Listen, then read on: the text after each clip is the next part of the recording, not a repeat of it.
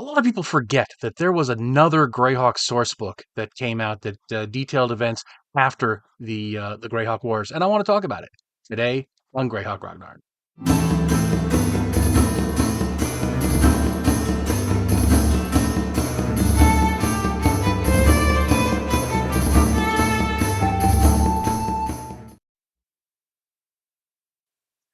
The Adventure Begins by Roger Moore is a really cool and really misunderstood and sometimes forgotten Greyhawk book. This was written in 1998, published in 1998, and it's basically a refurbishing of the Gold Box and the From the Ashes box set, but it carries the story forward another few years and is set in Common Year 591. So this is 25 years after the Gold Box, and it does a lot to sort of reset the changes that were done in the Greyhawk Wars era, but it doesn't just do it magically. It evolves the setting more organically to cover those years, and it's a very interesting thing because the um, the book it's 128 pages and it comes with a separate little map, adventure map book here. But the thing is, it doesn't really have any map of the Flynets. It just assumes that you already have a map from from the Ashes or the Gold Box or something like that. And it's a very interesting thing because it covers a whole bunch of stuff. It gives a little overview of the earlier products that had been published right at the beginning, and it gives a about a 5 page overview of the Flyness. I'm sorry, of the world of Oerth, and then it goes on for another um, oh 20 pages or so that gives a full history and description of the different regions of the Flyness. It doesn't have like a country by country breakdown like the From the Ashes or Gold Box or even the Living Greyhawk Gazetteer. It just has kind of a higher level overview, but it manages to throw a ton of detail in there in just a few pages, a relatively few pages. And the focus of the rest of the book is really the city of Greyhawk and its surroundings. So it's really in that sense, it's also a sequel to the Blue City of Greyhawk box set, which was which had come out much earlier and was set right before the Greyhawk Wars. So we have this wonderful thing. It's got some decent. Let me get in there. Some decent artwork throughout, but it just adds in all these little details to things that we'd already seen, that really flesh it out. It's on the cusp of being too much, right? Because I never like the fire hose of tons and tons of detail. But even if you don't use the later year, even if your campaign is set in 576, like the DM's Guide, the Gold Box was, the classic era, there's still a ton of little tidbits scattered throughout here that you'll be able to use in that campaign that are completely valid. They're not dependent on the chronology. And another thing about this, it was done in '98, so it's kind of but there's almost no mechanics in here, right? For NPCs, it'll like tell you this is a 10th level cleric and has a +1 sword or whatever the thing. And that's it. There's no real mechanics in here, so it's practically edition neutral.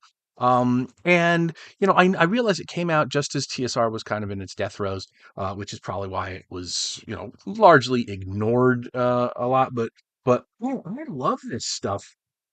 It goes on to, how the Crook of Rao was used to cause the flight of fiends. It gives a much more detailed history of the city of Greyhawk itself and a lot of the NPCs, but it's all through to the box set, to the blue box. So this adds on to with a lot of detail of different things in the city itself. So and then it goes on to it's almost intended, not almost, it is intended for a campaign which is set in the city and uses the city of Greyhawk as the base for the PCs to go out and do different adventures. Because if you look at the this adventure map book, on the inside cover, it's got Maury Castle, which is of course not too far. That's Rob Kuntz's dungeon. It's not too far.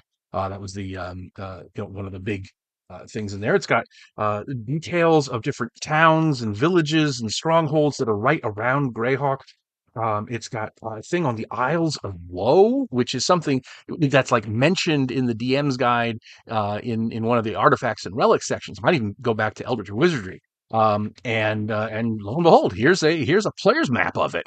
And they have a little like it's almost a mini adventure that you. Hi everybody. Please help me keep Greyhawk alive by liking this video and subscribing. It really does help. You can also become a member of the channel or support me on Patreon and get early access to my videos, exclusive content, free or at-cost copies of my Greyheim Adventures modules, and more. Thanks, and now back to the show. Used to kick off a whole thing.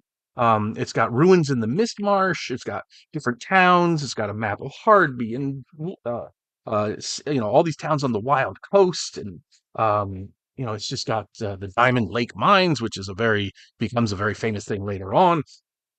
I mean, it's just got all this really great stuff in it, and so many people don't really know much about it because, like I say, it came out kind of late, and Greyhawk was already being eclipsed by Forgotten Realms and such, but they did put this out there. So, if you can track a copy of this down, and I didn't think to check, let me check now.